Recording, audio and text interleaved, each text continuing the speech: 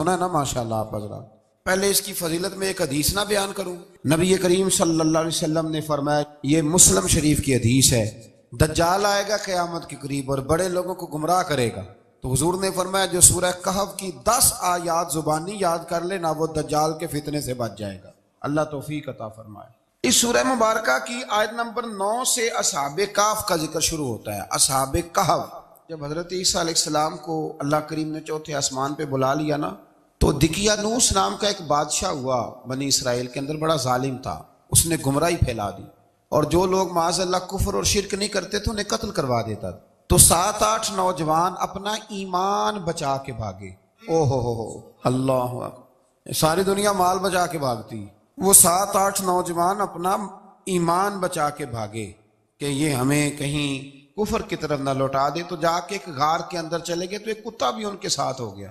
انہیں کتے کو بڑے روڑے مارے کہ یہ اگر بھونکے گا، آواز نکالے گا تو ہم پکڑے جائیں گے، ہم نے تو چھپنا ہے. پر اس کو نا ولیوں سے پیار ہو گیا تھا. اس نے کہا بھگاؤ جتنا مرضی مجھے، فطرت میری ہے کہ میں بھونکتا ہوں، پر جب اللہ کے ولی ہوں تو پھر میں ادب کرتا ہوں. یہ قرآنی واقعہ ہے. اچھا، یہ عین وہ واقعہ ہے قرآن مجید کا کہ جو بہت ساری چیزوں پر ویسے ہی نص ہے اور بہت ساری زبانیں ویسے ہی گونگ ہو جاتی. تو وہ 6-7 لوگ تھے، وہ چلے گئے غار کے اندر، جا کے انہوں نے پناہ لے لی. بادشاہ کو پتہ چل گیا کہ غار کے اندر ہے. اچھا، اللہ کی قدرت، جیسے ہی داخل ہوئے انہیں نیند آ گئی، یہ سو گئے. اور قرآن مجید کہتا ہے، قرآن مجید کے یہ لفظ ہیں کہ کتا غار کے منہ پر بازو پھیلا کے بیٹھ گیا، گویا اپنے مالکوں کی خدمت کر رہا ہے. اب میاں صاحب کی ایک بات کر لیں درمیان میں. میاں صاحب فرماتے ہیں، جنہ تنا وچ عشق نہ رچیا، کتے ہونا تھی چنگے، اور چلو مالک دے کر راکھی کر دے، صابر بھوکے ننگے. یہ دیکھو نا کہ اتنا تو ان کے اندر بھی کمال ہے. اپنے نا دونوں بازو پھیلا کے، کتا بھی غار پہ بیٹھ گیا. ان کو نیند آ گئی. بادشاہ نے پتہ کرایا کہاں بھاگ کے گئے، تو کہا وہ غار کے اندر ہیں. بادشاہ کہنے لگا کہ ان کی سزا یہ ہے کہ ایک دیوار چن دو غار کے منہ میں، غار کوئی بند کر دو. جس بندے کی ڈیوٹی لگائی نا غار چننے کی، بندہ بڑا نیک تھا، اس کو دیوار بنانے کا ذمہ دیا. اس نے نا دیوار بھی بنائی اور ایک تختی پہ نا سب کے نام لکھے، اور وہ تختی ایک صندوق میں رکھ کے وہاں بند کر دی. اور اسی طرح کی ایک تختی اس کے نیچے لکھا کہ ایک تختی ان کے ناموں کی نا میں مال خزانہ میں بھی بند کر رہا ہوں. اللہ تبارک و تعالیٰ کی قدرت کے بعد مفسرین نے لکھا ہے وہ 100 سال تک سوئے رہے، اور بعض نے لکھا ہے کہ 300 سال تک سوئے رہے. 300 سال کے بعد اس طرح ہوا کہ حکومتیں بدل گئیں. بیدروس نام کا ایک بادشاہ آ گیا، وہ بڑا نیک دل تھا. اس نے ہر طرف حضرت عیسیٰ علیہ السلام کی شریعت کا پھر سے نعرہ بلند کیا. اب نا کچھ لوگ ایسے تھے جو منکر ہو گئے تھے کہ مرنے کے بعد دوبارہ کیسے اٹھیں گے. بادشاہ ایک دن حجرے میں گیا، جا کے دعا مانگی، یا اللہ کوئی ایسی بات دکھا جس سے لوگوں کا ایمان پکا ہو جائے. اس طرح کے بادشاہ ہوا کرتے. تو رب کریم نے کہا میں نے تو پہلے ایک راز چھپا کے رکھا ہوا ہے، کھول دیتے ہیں. اس نے دعا مانگی اور ادھر کیا معاملہ ہوا، ایک چرواہا بکریاں چرانے والا وہاں سے گزرا. اس نے سوچا یہ دیوار ہے، اگر اس کا منہ کھول لوں نا کبھی تو میری بکریاں یہاں تھوڑا سا دھوپ کے اندر سستا لیا کریں گی. اس چرواہے نے کیا کیا کہ اس نے وہ دیوار گرائی تاکہ میری بکریاں اندر جایا کریں. وہ دیوار گرائی تو اس نے اندر 6-7 لوگ سوئے ہوئے دیکھے اور کتا بھی سویا ہوا دیکھا. اللہ تبارک و تعالیٰ اپنی قدرت سے، اپنے فضل سے ان کی کروٹیں بھی بدلتا رہا. اپنی قدرت سے ایک طرف انسان پڑا رہے نا تو اعضاء گل جاتے ہیں، ان کی کروٹیں بھی بدلی جاتی، مناسب روشنی بھی دی جاتی، حرارت بھی. اس نے دیوار گرائی تو ان کی آنکھ کھل گئی. ایک دوسرے سے کہنے لگے آج تو بڑی گہری نیند سوئے ہیں یار، آج تو لمبی نیند پوری کر لی، چلو بھوک بڑی لگی ہے ایک دوست کو بھیجو. یہ سارا واقعہ قرآن مجید میں موجود ہے، میں اپنے لفظوں میں بیان کر رہا ہوں. جاؤ ایک دوست کو بھیجو بازار سے نا کھانا لے آئے. پیسے وہی 300 سال پرانی کرنسی. وہ جب نان بھائی کی دکان پہ گیا نا سامان لینے، اس کو پیسے دیے تو نان بھائی نے ہاتھ پکڑ لیا، کہنے لگا میاں تو کدھر سے آیا، یہ کون سے پیسے؟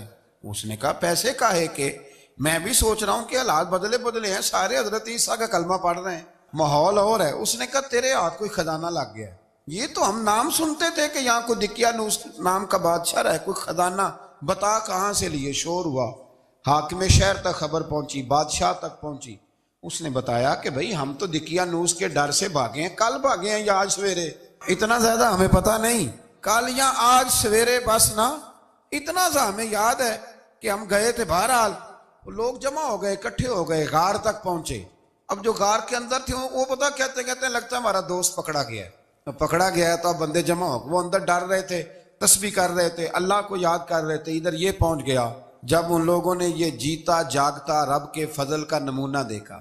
اور بادشاہ نے کہا کہ یہ کیا ہے؟ صندوق کھولا تو اس کے اندر وہ تختی لکھی تھی کہ یہ ان کے نام ہے، یہ دقیانوس سے ڈر کے بھاگے ہوئے ہیں، یہاں یہ سو رہے ہیں، اور اسی کی ایک تختی میں نے فلاں جگہ بھی دفن کیا، وہ تختی بھی وہاں سے نکل آئی۔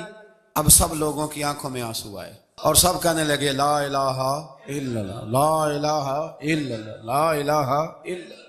سب کہنے لگے ان اللہ علی کل شیء قدیر۔ جب ان کی بات پوری ہو گئی، لوگوں کے ایمان پختہ ہو گئے، تو اصحاب کہف کہنے لگے کہ ہمیں اب اجازت ہے، ہم پھر دوبارہ غار میں جاتے ہیں۔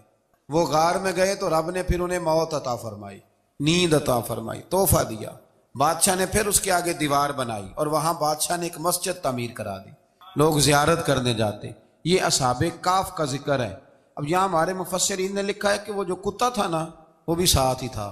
اللہ قیامت والے دن اسے انسانی، یا تو انسانی شکل ملے گی، یا جیسے رب کا فضل ہوگا رب کریم اسے بھی جنت عطا فرمائے گا۔ اس نے تبلیغ کی دین کی، اس نے کیا کیا؟ تبلیغ کی، نمازیں پڑھی، روزے رکھے، حج کیا، 10 ہوتے صحیح اس کیتا کی۔ اسی آکھیے نا خدا کے فضل سے ہم پر ہے سایہ غوث اعظم کا، ہمیں دونوں جہاں میں ہے سہارا غوث اعظم کا۔ لوگ پریشان ہو جاتے ہیں، کہتے ہیں کس طرح کی بات کرتے ہو؟ تو میں نے کہا اصل میں تیرا عقیدہ کچا ہے۔ وہاں تو کتا چلا جائے ولی کے پاس تو رب اسے جنت دے دیتا ہے، تو جیگتا جاتا مومن جائے تو اللہ کیوں فضل نہیں فرماتا؟ اس سے آگے نا پھر آیت نمبر 32 ہے، اس میں اللہ تبارک و تعالیٰ نے 2 لوگوں کا واقعہ بیان کیا ہے۔ فرمایا ایک شخص کے انگوروں کے باغات تھے اور چاروں طرف سے انہیں کھجوروں کے درختوں نے گھیر رکھا تھا اور درمیان میں کھیتی بھی تھی اور بیچ میں دریا بھی بہہ رہا تھا، اور ان باغات نے بہت عمدہ فصل دی۔ ایک دن یہ شخص اپنے ساتھی سے کہنے لگا میرا مال اور افرادی قوت تم سے زیادہ ہے، مجھے یقین ہے کہ یہ باغ کبھی برباد نہیں ہوگا۔ اول تو مجھے قیامت کا یقین ہی نہیں معاذ اللہ، لیکن اگر قیامت آئی تو مجھے وہاں سے بھی بہتر مال ملے گا۔ اس کے دوسرے ساتھی نے کہا تو اپنی اصل کو بھول گیا ہے اور تو نے اپنے خالق کی ناشکری کی جو کہ وحدہ لا شریک ہے۔ اگر تم نے باغ میں داخل ہوتے وقت ماشاءاللہ لا قوت الا باللہ کہہ دیا ہوتا تو یہ تمہارے حق میں بہتر ہوتا۔ اگرچہ مال اور اولاد میں تم سے کم ہوں، لیکن میرا ایمان یہ ہے کہ اللہ تعالیٰ مجھے اس سے بہتر نعمت عطا کرے گا، اور آسمان سے کوئی آفت آئی اور تمہارا باغ تباہ و برباد ہو جائے گا، یا اگر اس کا پانی زمین میں دھس گیا تو پھر تم اسے تلاش نہ کر پاؤ گے۔ بالآخر اس شخص کا باغ برباد ہو گیا۔ وہ جو کہتا تھا نا مجھے یقین نہیں قیامت نہیں آئے گی، اس کا باغ ہی۔ اور وہ کف افسوس ملتے ہوئے کہنے لگا کاش میں نے شرک نہ کیا ہوتا، لیکن پھر اس کا کوئی نہ مددگار تھا اور نہ حمایتی۔ آیت نمبر 45 میں اللہ تعالیٰ نے دنیا کی زندگی کی ناپائیداری کو ایک مثال سے بیان فرمایا کہ آسمان سے بارش نازل ہوئی، گھنا سبزہ نکلا، پھر وہ سوکھ کر چورا چورا ہو گیا، جسے ہوا اڑا کے لے گئی۔ مال اور بیٹے تو محض جیتی دنیا کا سنگار ہے، جب تک تم زندہ ہو تب تک مال بھی ہیں اور بیٹے بھی ہیں۔ والباقیات الصالحات، اگر کچھ ہے باقی رہے گی تو تمہارے اچھے اعمال باقی رہیں گے، اور اگر اولاد نیک ہوئی تو وہ بھی باقیات الصالحات میں شامل ہو جائے گی۔ آیت نمبر 47 سے فرمایا کہ قیامت کے دن تمام روئے زمین پر ایک کھلے میدان کی صورت میں ہوگا، سب لوگ صف باندھے رب کے حضور اکیلے حاضر ہوں گے اور اپنے اعمال ناموں کو دیکھ کر خوف زدہ ہوں گے، کہیں گے ہائے افسوس اس اعمال نامے کو کیا ہوا، اس نے نہ کوئی صغیرہ گناہ چھوڑا نہ کبیرہ، مگر سب کو شمار کیا۔ آیت نمبر 50 میں حضرت آدم علیہ السلام کو فرشتوں کے سجدہ، ابلیس کی نافرمانی اور شیطان اور اس کی ذریت کے انسان کے دشمن ہونے کا بیان۔ آگے پھر ذکر شروع ہو جاتا ہے حضرت موسیٰ علیہ السلام اور حضرت خضر علیہ السلام کا۔ یہ لفظ خضر بھی ہے اور خضر بھی ہے، یہ 2-3 طریقوں سے پڑھا جاتا ہے۔ حضرت خضر کے بارے میں مختلف روایات ہیں کہ یہ ولی ہیں کہ نبی ہیں، لیکن مضبوط رائے اکثر بزرگوں کی یہی ہے کہ یہ بھی اللہ کے نبی ہیں، اور بعض نے لکھا ہے یہ ہمیشہ سے زندہ ہیں۔ یہ 2 اللہ کے نبی حضرت الیاس علیہ السلام اور حضرت خضر علیہ السلام، یہ دونوں ہر سال حج میں بھی جاتے ہیں، کیونکہ ایک روایت ملتی ہے کہ محبوب کریم علیہ السلام حج پہ گئے تو فرمایا میں الیاس اور خضر کو پہاڑوں سے اترتے ہوئے دیکھ رہا ہوں۔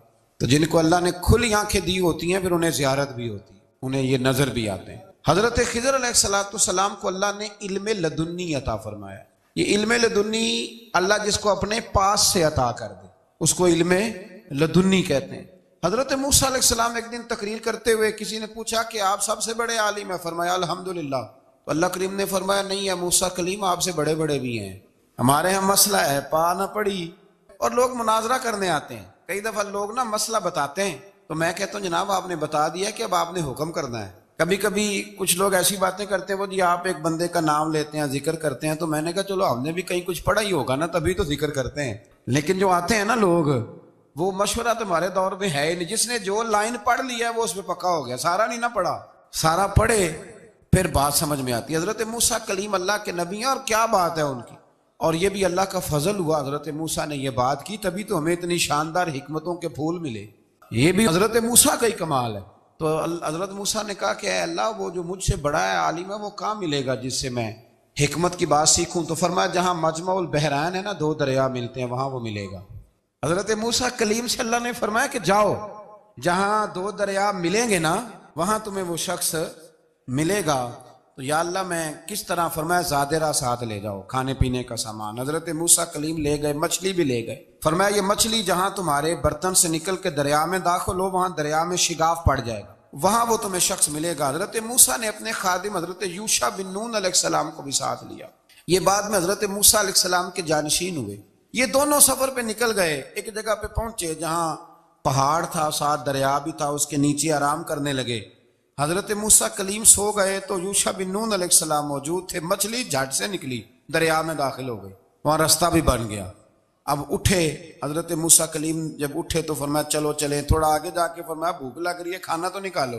انہیں یاد آیا، کہنے لگے حضور مچھلی تو دریا میں چلی گئی تھی. فرمایا تو نے بتایا نہیں، وہی تو ہماری منزل تھی جہاں مچھلی دریا میں گئی. پھر وہاں سے واپس آئے قدموں کے نشانوں پہ، وہاں پہنچے جہاں مچھلی گئی تھی. تو وہاں ایک شخص لیٹا ہوا تھا چادر لے کے. آپ نے سلام لی تو انہوں نے کہا وعلیکم السلام یا موسیٰ کلیم اللہ. تو آپ نے فرمایا آپ کون ہیں؟ فرمایا میں وہی ہوں جس کو آپ تلاش کر رہے ہیں. تو فرمایا آپ نے مجھے کیسے پہچانا؟ فرمایا جس رب نے تمہیں بھیجا ہے نا اس نے ہی مجھے بتایا ہے کہ موسیٰ آ رہے ہیں. اب حضرت خضر نے جو کچھ فرمایا وہ بڑا شاندار ہے. فرمایا موسیٰ کچھ باتیں ایسی ہیں جن کا آپ کو علم ہے اور مجھے نہیں، اور کچھ ایسی ہیں جن کا مجھے علم ہے اور آپ.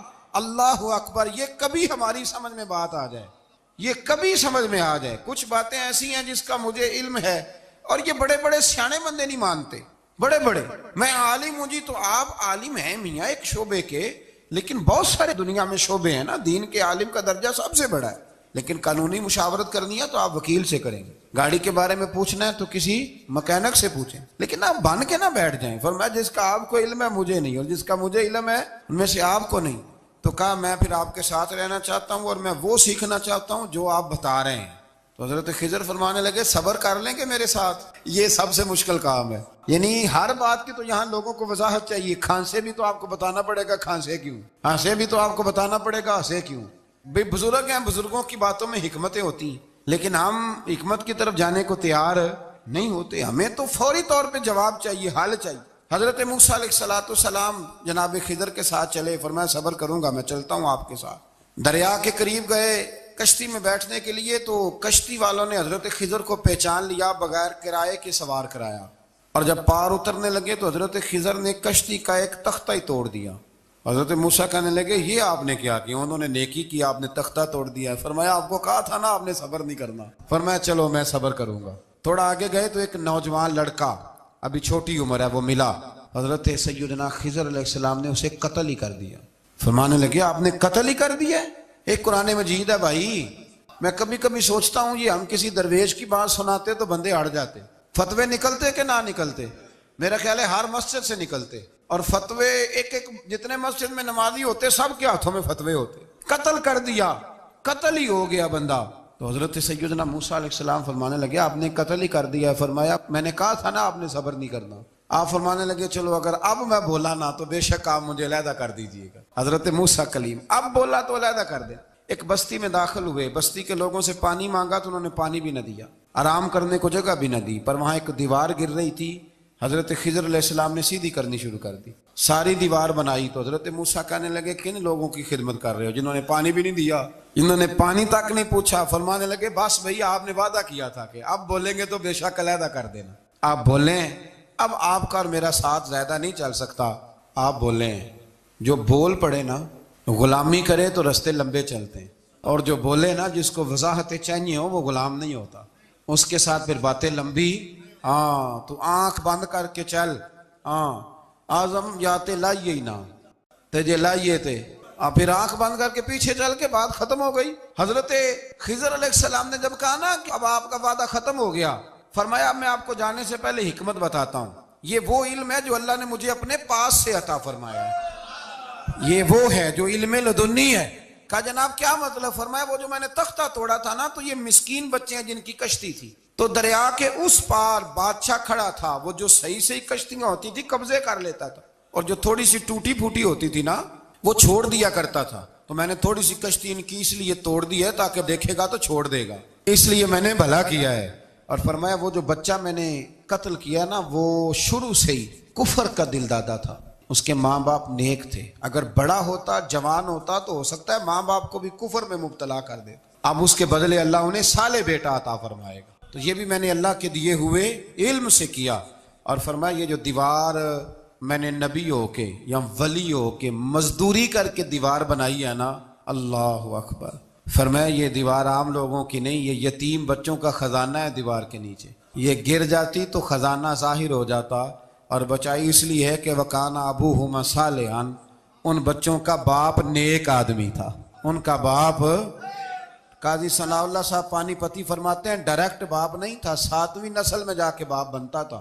सुन ले ये भी बात, एक बंदा नेक हो तो उसकी 7 नस्लों तक रब खजानों की भी हिफाजत फरमाता है। अब आप अंदाजा फरमाएं कि बात कितनी दूर तक जाती है। बुजुर्गों की बातों में ना हिकमतें होती हैं, दानाइयां होती हैं। ये तरीकत के जो लोग होते हैं इन्हें सबक ये दिया जाता है कि आमन्ना व सद्दकना, मानना है और तस्दीक करनी। हमारा मामला ये है कि यहाँ वजाहत देनी पड़ती, वो जी वहाँ क्या हुआ था, वो जो गाड़ी आपके पास है तो वो कहाँ से आई, तो वो जो कल आप नया जोड़ा पहन के आए थे तो वो किधर से आया। तो जो लोग वजाहतें मांगते हैं वो अपने नहीं होते, उनका गुलामी का रिश्ता नहीं होता। हबीब और होता है, शरीक और होता है। शरीक वजाहतें मांगते हैं, हबीब मोहब्बत करते हैं। हमारा आज सबसे बड़ा अलमिया ये है, सबसे बड़ा, कि हम किसी हिकमत के तहत कोई बंदा अगर कोई काम कर रहा है तो मजबूरी है कि हमें वो हिकमत बताई जाए। ऐसा ना करें। ये तरीका हजरत गौसे आदम रदी अल्लाह ताला अन्हु, हुजूर गौसे पाक रदी अल्लाह ताला अन्हु को एक शख्स मिलने आ गया। मुल्ला अली कारी ने लिखा है, आपके एक मुरीद ने कहा चल मेरे पीर से मिलने। कहने लगा मैं नहीं जाता मिलने किसी पीर शीर से। कहा नहीं आओ तो सही। वो आया ना तो उसने देखा कि 50 घोड़े अरबी नस्ल के खड़े हैं गौसे पाक के दरवाजे, मोटे ताजे चौड़े अरबी नस्ल के घोड़े। उसके दिल में ख्याल आया, कहने लगा यार सवारी के लिए अगर रखे हैं तो एक भी काफी था, 50 की क्या जरूरत थी। अल्लाह अकबर। अब वाकई 50 खड़े थे, मुरीद के पास जवाब ही कोई नहीं था। कहने लगा यार पता मुझे भी कोई नहीं, लेकिन हजरत साहब ने रखे हैं तो हिकमत जरूर कोई होगी। अल्लाह अकबर। वो चले गए वापस। वो रोज तनकीद करता, कैसा तेरा पीर है 50 घोड़े रखे हुए, कैसे तेरा पीर है 50 घोड़े रखे हुए। कुछ दिन गुजरे तो मुल्ला अली कारी कहते हैं वो एतराज करने वाले के पेट में कोई तकलीफ हुई, बगदाद के सबसे बड़े तबीब के पास गया। उसने कहा तेरा तो जिगर तबाह हो गया है, अरबी नस्ल का एक घोड़ा चाहिए, उसको ज़िबा करेंगे, उसका जिगर निकालेंगे, उसकी दवाई बना के तुझे खिलाएंगे और 50 घोड़े होंगे तो तू बचेगा। अब परेशान हो गया, कहने लगा घोड़े हैं तो सही, पर जो मैं हाल कर रहा हूँगा घोड़े तो नहीं मिलेंगे, मेरा तो जूतों वाला काम है, वो शायद मिल जाएं। लेकिन जब इंसान मरने लगता है तो फिर उसको डूबते को तिनके का सहारा। अपने दोस्त के पास गया, कहने लगा चल तेरे पीर के पास चले। उसने कहा तुझे नहीं लेके जाना, तू तनकीद करता है। कहता है एक दफा चाहिए क्या? का घोड़े। कहने लगे तेरे लिए रखे हैं कोई, जा दौड़ जा, मेरे हजरत साहब की जरूरत क्या है। लेकिन जब गौसे आदम की खानकाह में दाखिल हुए ना तो हुजूर गौसे आदम उठ के मिले। अल्लाह वाले दिलों में बातें नहीं रखते।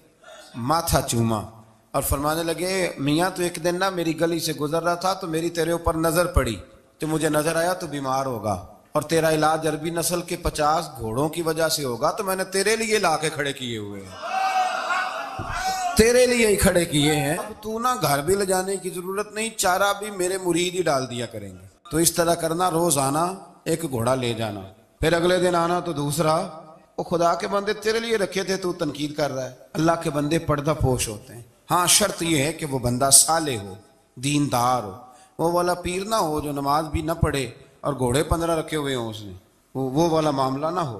तो मेरे अजीज ये याद रखें कि अल्लाह तबारक व तआला का बंदा जब आपका रूहानी इलाज करता है ना, रूहानी इलाज से मतलब जादू टूने का इलाज नहीं, रूहानी इलाज वो होता है कि मेरे गुनाहों का इलाज हो जाए, असद बुग़्ज़ कीना अदावत ये निकल जाए। तो वो कुछ ऐसे नुस्खे बताता है जो समझ में मुरीद की नहीं आते, लेकिन वो ज़रूरी होते हैं। उन्हीं नुस्खों को इस्तेमाल करने से इंसान का फ़ायदा होता है। جی کرنے والے لوگ ہمیشہ کامیاب رہتے ہیں، وہ ماں باپ کے آگے کریں، استاد کے آگے کریں، شیخ کے آگے کریں، اور جن کو وضاحتوں کی ضرورت ہوتی ہے، ہاں ایک شرعی بات ضرور ہے، وہ ضرور سن لیں۔ اگر آپ کو کہیں کچھ شرعی قباحت نظر آئے جو قرآن و سنت سے ٹکراتی ہو تو وہ آپ پر فرض ہے آپ اپنے مرشد سے پوچھیں۔ کتنی بڑی بات کر رہا ہوں، یعنی جو چیز قرآن و سنت سے ٹکرا رہی ہو اس کی وضاحت طلب کرنا ضروری ہوتا ہے، اور جو دین سے نہ ٹکرائے اس پر آپ وضاحتیں پوچھتے ہیں تو پھر اس کا مطلب ہے کہ آپ علاج کرانے میں سنجیدہ نہیں ہیں۔ اللہ تعالیٰ قرآن مجید کو سمجھنے کی توفیق